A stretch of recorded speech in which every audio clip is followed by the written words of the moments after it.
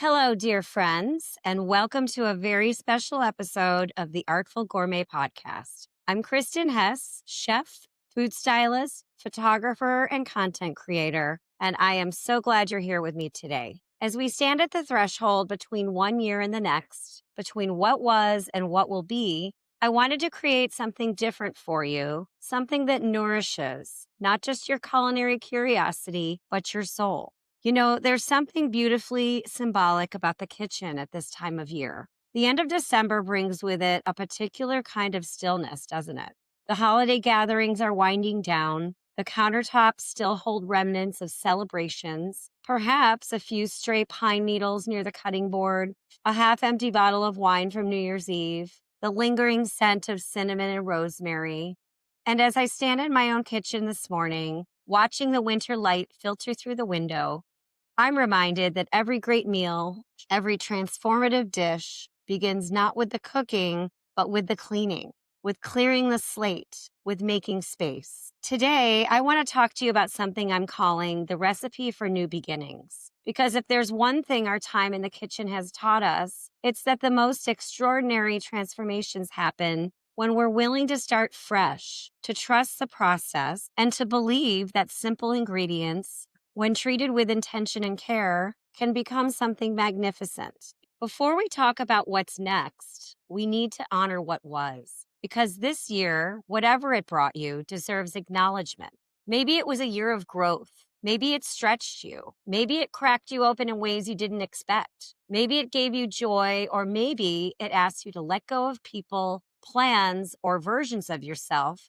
that once felt safe. And here's something important I want you to hear. You don't need to label this year as good or bad. It was informative. It was formative. It taught you something, even if that lesson arrived quietly or through discomfort. Think of it like a recipe that didn't turn out exactly how you imagined, but still taught you technique, timing, and intuition. Ask yourself, what did this year teach me about my limits? Where did I surprise myself? What did I survive that I once thought I couldn't? And what did I create, even imperfectly, that I'm proud of?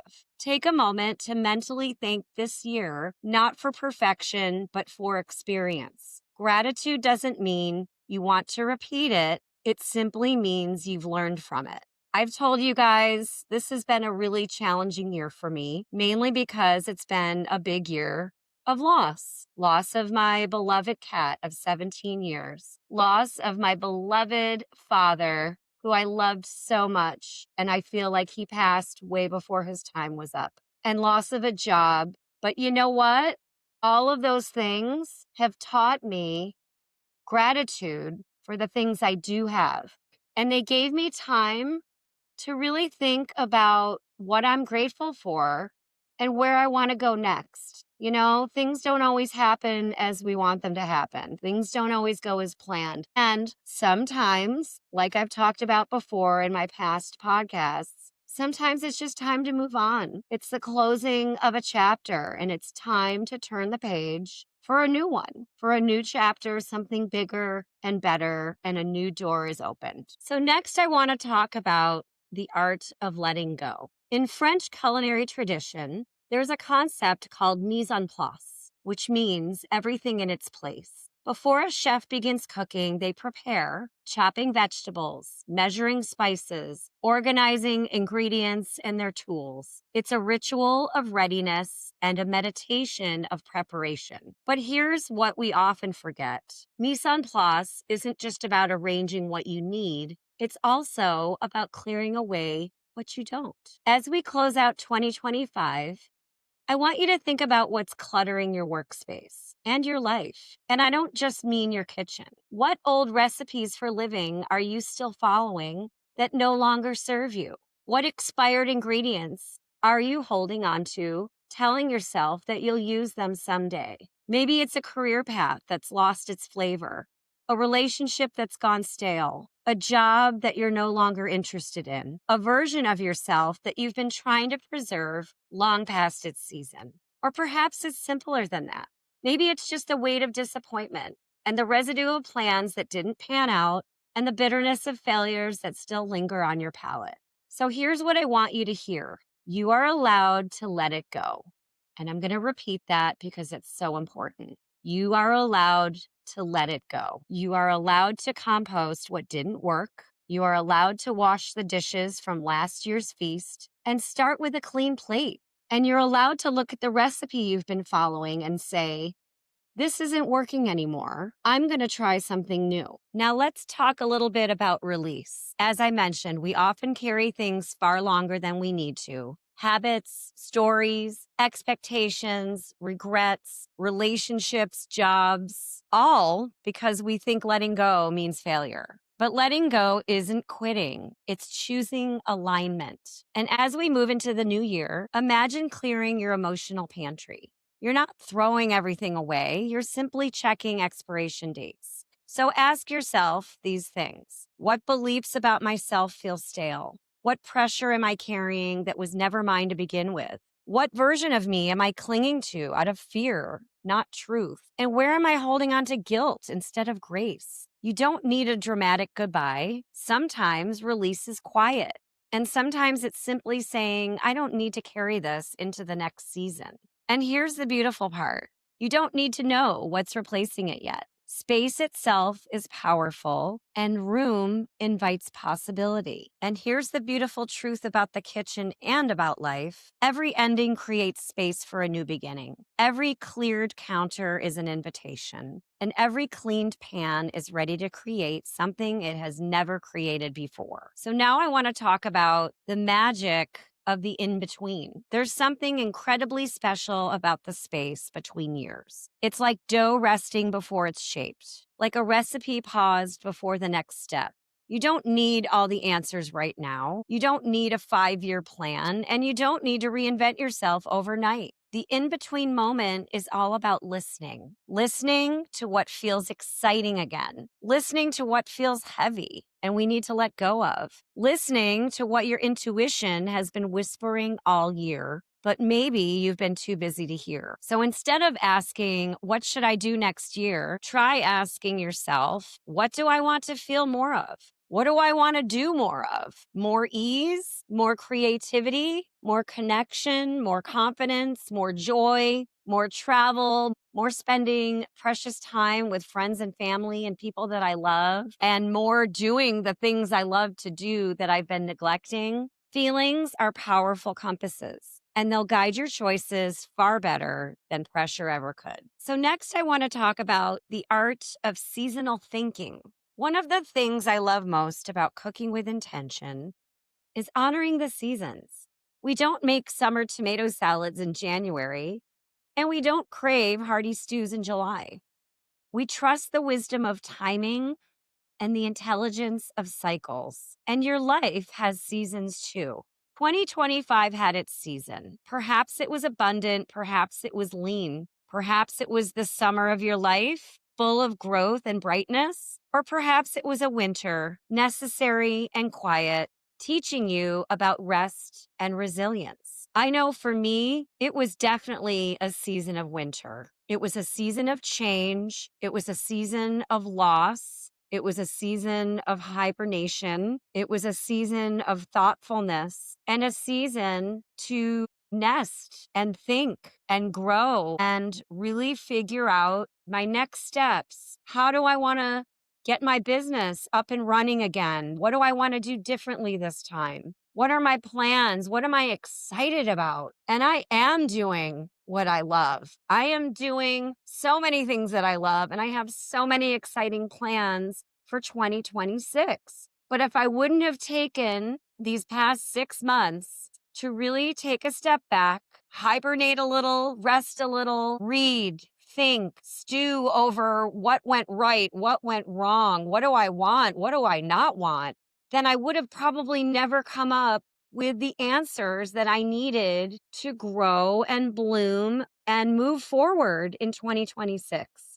I can't tell you guys how much that mattered and how much of a difference that made, helping me get through those losses and really get Kristen back, get my groove back, like I talk about all the time. So really think about what were the good things and what were the bad things? What could you have done differently? I'm not talking about regret. I'm talking about really just sitting down, take a moment to reflect and be willing and open for change and to move forward and to be thankful for the things that happened last year, whether they were good or bad.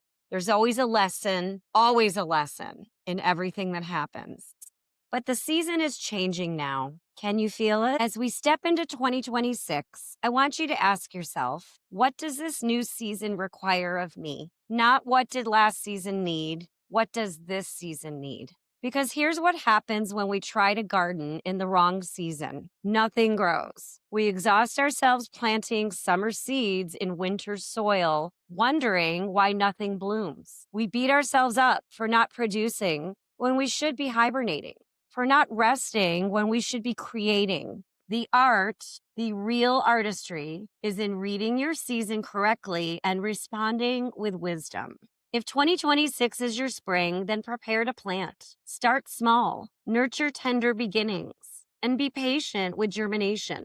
If it's your summer, then grow boldly, stretch towards the sun, say yes to abundance, and don't apologize for blooming. If it's your autumn, then harvest what you've cultivated, celebrate your yields, share your bounty, and don't fear what you must release to make room for the rest. And if it's your winter, and winters are just as sacred, then rest deeply, restore, go inward, and trust that what looks like nothing is actually everything happening beneath the surface. So next, I want to talk about the alchemy of simple ingredients. Something I've learned after years of cooking and food styling and photography and teaching. The most transformative dishes don't require exotic ingredients or complicated techniques. They require presence, attention, and love. Some of the most extraordinary meals I've ever created came from simple things: really good olive oil, fresh garlic, ripe tomatoes, a handful of basil picked from the garden. Nothing fancy, just pure ingredients treated with respect. The same is true for your new beginning. You don't need a complete life overhaul to create something beautiful in 2026. And you don't need to become a different person or acquire extraordinary resources. You just need to work with what you have, your unique gifts, your particular circumstances, your specific moment in time, and treat them with reverence. So ask yourself, what are your simple ingredients that you have right now to work with? Maybe it's 10 minutes each morning for reflection. Maybe it's one honest conversation per week. Maybe it's the courage to try one new thing, the wisdom to say no to one old thing. Maybe your simple ingredient is forgiveness for yourself, for others, and for how things unfolded. Maybe it's curiosity or rest. Maybe it's just showing up each day and being willing to be surprised. Maybe it's reaching out to friends and family more, being more responsive,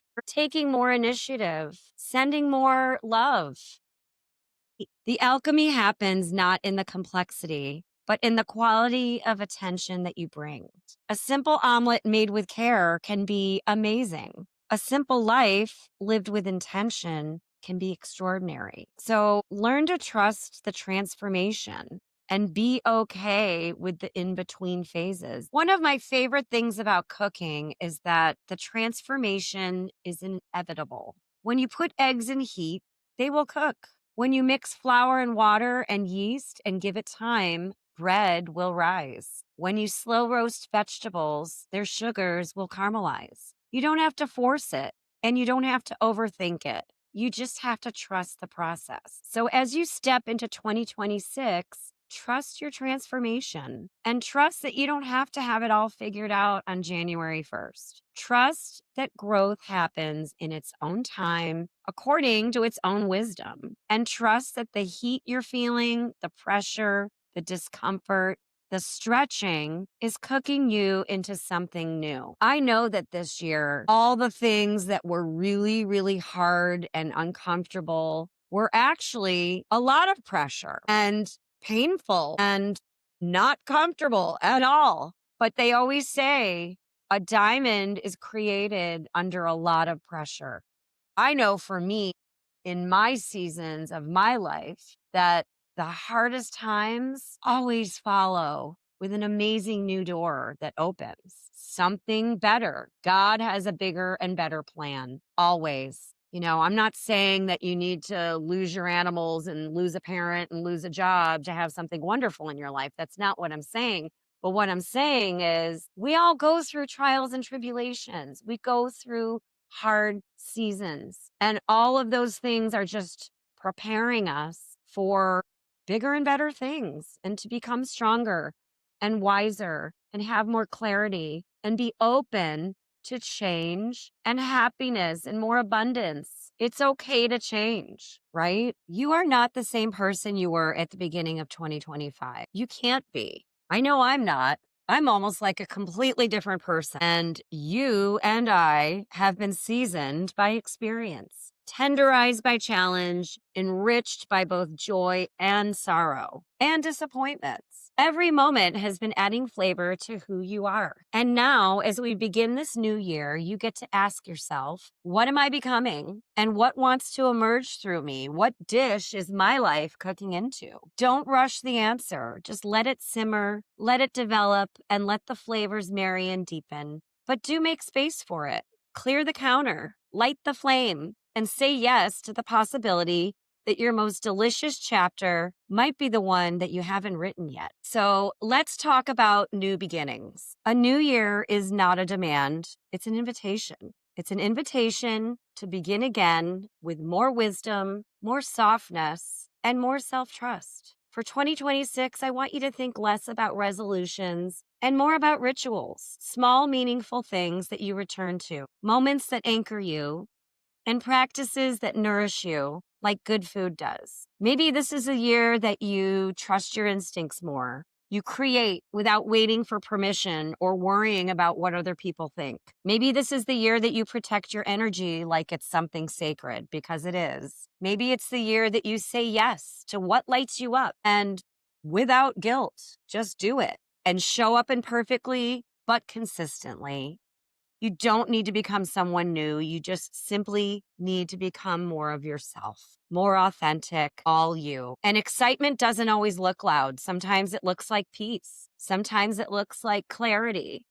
And sometimes it looks like finally choosing what feels right for you. No one else, you. So as we step into 2026, I want you to do it with intention. So here's my invitation to you, my dear friends, as we close out the year and open to the next. Number one, clean your kitchen, literally and metaphorically. Release what's expired. Throw out what didn't work and make space for new. Number two, honor your season. Don't fight where you are and don't compare your winter to someone else's summer. Just be deeply, authentically present to what this moment requires for you right now. Three, start with simple ingredients. You don't need everything to begin something. You just need what you have, treated with love and respect, and a little bit of fire to get it going. And number four, trust the transformation. You are being cooked and created into something new. The heat is not punishment. It's creation. 2026 is waiting for you, not as a blank slate. You're too rich with experience for that, but as fresh soil, ready for whatever you choose to plant. The table is set, the ingredients are ready, and the recipe is yours to write. And just remember, you are not behind. You're not late, and you're not starting over from scratch. You are starting from experience, from the lessons that you've learned, the strength that you've gained, and from a deeper understanding of who you are and what you value. So close the door on what no longer fits. Carry forward what nourishes you and open your heart to what's possible, like a clean plate, a fresh page, or a new meal waiting to be made. So in 2026, ask yourself, what will you create? What new things will you try this year to make 2026 a year to remember? I want to thank you guys. So today, I want to thank you for spending time with me and also for being a part of my amazing community of other people who believe that both food and life are meant to be savored and that both cooking and living are sacred acts. Living an artful life every day does matter. and it creates happiness within ourselves. As you move through these final days of December and step into January, into a new year, I'm holding space for all of your new beginnings. The quiet ones, the bold ones, the planned ones, and the surprising ones. May your 2026 be delicious in ways you cannot yet imagine. And if you enjoyed listening to this episode, please comment, like, and subscribe so you never miss an episode. And you can share it with a friend who you think might be able to benefit from the message or needs encouragement that tomorrow is a new day, a new year, and a new beginning, because it really is. Until next time, this is the Artful Gourmet Podcast signing off and reminding you that the best is yet to come, and it all starts with what you choose to create today. Thank you for being here, and thank you for sharing this space with me, and thank you for allowing yourself to begin again. I am wishing you warmth, clarity, creativity, and a beautiful start to the new year 2026. Until next time, keep shining, stay bright, and remember to live an artful life every single day.